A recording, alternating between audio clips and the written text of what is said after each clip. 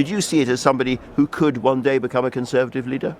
I thought it was a very powerful speech, and she spoke for a big body of opinion in the country that feels strongly that we have to have secure borders, we have to have a tough approach to crime and law and order, and that in that sense she doesn't just speak for herself, she speaks for, certainly for me, for the Prime Minister, for the vast majority of the Conservative Party. She said herself that she's a hate figure, and she certainly is for a lot of liberal Britain. Do you think despite that she could be a future Conservative leader? I think she could be, but that's not what we're here at this party conference of course, it's in for. The future. That's some way off in the future. But I've known Suella, in fact, since we were students, and I've always had a very high opinion of her. But the Prime Minister will set out the case as Prime Minister tomorrow, and I'm sure he will also be very well received. But I think the thing that's important to make clear is that Suella and the Prime Minister, Andy and myself, on these issues work extremely closely, and we all agree on the message that she was setting out today, which is that we have to secure our borders. It is a great injustice that we've got the level of illegal migration that we have today as a country. We've got to bring down the level of legal migration that we're facing as a country, and it's right to have a very robust approach to law and order. Those are common Conservative values. They unite the party, and that is what we're setting out to achieve as a government. As I noted at the top of the show, she didn't mention the word multiculturalism, and certainly didn't say multiculturalism has failed. And I've talked to quite a few senior Conservatives of all backgrounds and colours, and a lot of them find that quite offensive. They think multiculturalism is actually one of our great achievements recently as a country. Do you think she misspoke or went a bit far when she said multiculturalism has failed? Well, I think it's you can say that the UK is a successful multi-ethnic democracy while still believing that integration is absolutely critical to the success of a country, and that there are places in the UK today where you do not see the level of integration that we want, and that we should be constantly alive to that, willing to speak out about it, not cowed by fear of political correctness or being accused of racism. And I think that's the point that Suella Braverman was making in the speech. You only have to look at recent events in Leicester, for example, a city that was, I know well, I represent a community nearby, which was held up as an exemplar of successful integration, but yet we witnessed some very disturbing events that suggested that beneath the surface we were not in the place we want to be as a society. When I was Communities Secretary, I became involved in other communities like Bradford, for example, where I was very concerned about communities where people were not integrating, were not mixing well, and where we needed to take a more robust liberal attitude to ensure that people properly integrated, learnt English language, there was a right attitude towards women. So I think that's the point that Suella was making, that we do have further to go as a country to build a cohesive and united country, and we shouldn't be afraid to speak openly about that. I'm going to have one last go at this, because there are always going to be, as it were, localised areas where things don't go as well as they should. It's always going to be a complicated and sometimes spotty overall journey. But the overall journey has been successful in this country, most people would say. I think most people in your party would say that overall multiculturalism has succeeded as a national project. It hasn't failed. Well, it depends what you mean by multiculturalism. If you mean that we are a country in which people are able to come as immigrants generally to succeed in life, and that we have some incredible success stories such as the Prime Minister and Home Secretary themselves, then absolutely I would agree with your thesis. If you mean that diversity is an end in itself, that a multicultural society is one in which there isn't a heavy emphasis placed upon unity, cohesion, integration of British values, then I don't agree with that. I do think that as Conservatives we believe in the principle of integration, and that's something that we should seek to achieve, and that is not what we see in all parts of the UK today. That is the point that Suella was making, and I think the majority of the British public would agree with her. Let me just ask you about two other aspects of the speech. Your colleague, Mr. Heaton-Harris, says he does not agree that overall immigration is too high, that we have skills gaps that we need to fill, and that overall there is not a problem. The Home Secretary said that she thought that parts of the Conservative Party were too squeamish to have the immigration conversation. What would you say to both of those points? Well, I strongly agree with the Home Secretary in the view that net migration is far too high in this country. It seems to me that we... But is that not simply because of what happened in Afghanistan, the Ukraine war, and then Hong Kong? No, that has contributed to it. It's absolutely right to say that because of world events and generous interventions that the UK made, for example, granting the right for BNO Hong Kong passport holders to come to the UK or supporting individuals leaving Ukraine, numbers have risen. But when we left the European Union and we did the great reform of taking back control of the levers of our legal migration system, we then proceeded to make choices which have led to a system which, if anything, is more liberal than the one that we had when we were part of the European Union. And what Suella... I'm sorry to jump in, but you're saying it's too high because of choices that Conservative ministers have made. So the people she is really criticising for their luxury beliefs or otherwise are Conservative predecessors of her own.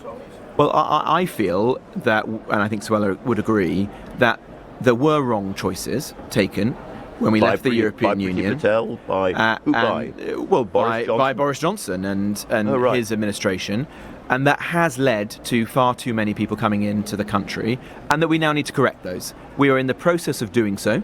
We made a big reform earlier in the year with respect to the dependence of students, and there will be more reforms that need to be made. And why does this matter? It matters because we care about housing supply, we care about access to public services, and we care about integration. And I think the vast majority of people in this country are concerned by the pace of change, the numbers of people coming in. That has to be corrected. I get that, but it was mistakes made by Boris Johnson's administration. Can I ask you about a specific issue?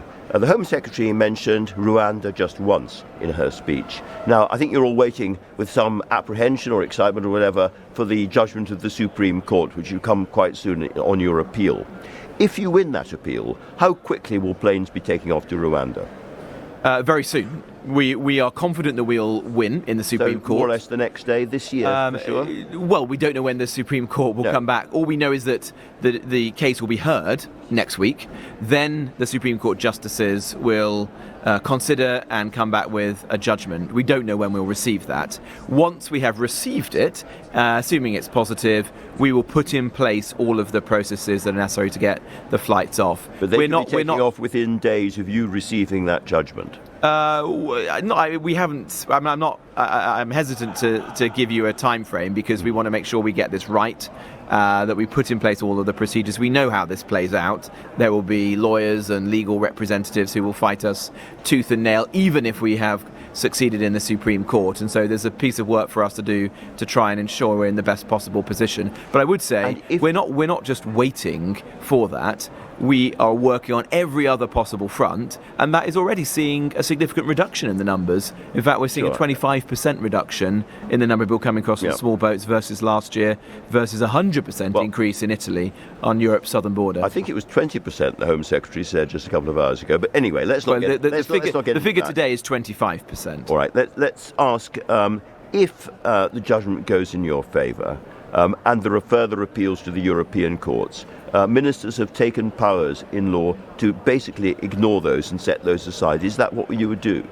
Well, we took a power in the Illegal Migration Act for a very specific reason, that we felt that it would be inappropriate, for example, if the matter had been heard by the domestic courts, for us to be held back by a further last-minute appeal, injunction by the Strasbourg court of the kind that we saw 18 months ago, which was by an anonymous judge in the middle of the night without the ability to make our arguments. So my question is, you would use those powers?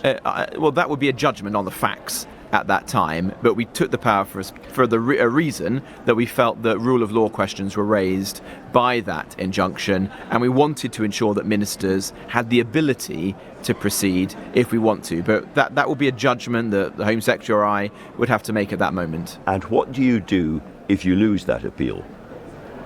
Well, as you would expect, we're concentrating on making the strongest possible case in the Supreme Court. But you might lose it. And we're confident of succeeding. Of course, we view this as an incredibly important matter for the country. That's why I'm asking what you do if you lost it. And so, all I think I can say to you today is that nothing is off the table. We'll consider any step that we need to take, including, as I'm sure you're about to ask, with respect to the European Convention on Human Rights. Because what's your own view on that? By the way, do you think that we should pull out of that now? I am your own view. Well, I'm not here in a personal capacity. I'm here as a government minister, and we're not focused on that at the moment. We're focused on making our case at the Supreme Court. I do have significant reservations about the ECHR because, as I think Jonathan Sumption made the case very powerfully in The Spectator this week. No, he made it on this programme on LBC first. Apologies. Can I just apologies. point out? The case that he made was that a tightly constructed and important document had now been expanded in a way that was both undemocratic and unsustainable, and I think that's a very powerful argument. Robert, one more question. You are the party of free speech. Andrew Marr, who's a senior Conservative in London, he's been in the Conservative Party for 50 years, he says, he wasn't shouting, he was complaining about aspects of the Home Secretary's speech, which he said was a homophobic rant, and he was grabbed and forcibly ejected from the hall and then ejected from the conference. How do you feel about that? Well, look, I believe in free speech, and I think if someone like Andrew Boff wants to speak to me, speak to the Home Secretary, he wasn't disrupting make comments in a speech, then I guess he's free to do so. In fact, I did a Fringe event yesterday in which he did ask me a question about these very policies, and I tried to give him a good answer. So I'm not somebody who wants to cancel individuals or throw them out of conferences. Robert, do you think he should get his pass back? I have no problem with him going back to the conference. We are a party that believes in having a robust debate, and we're a broad church. Yeah. We think people should be able to have views, across the whole spectrum of Conservative opinion. But I think on the matter of, the point he was actually making, he was wrong. The policies that we've been adopting with respect to illegal migration are absolutely right. There is a huge amount of abuse in the system. We've got to crack down on that.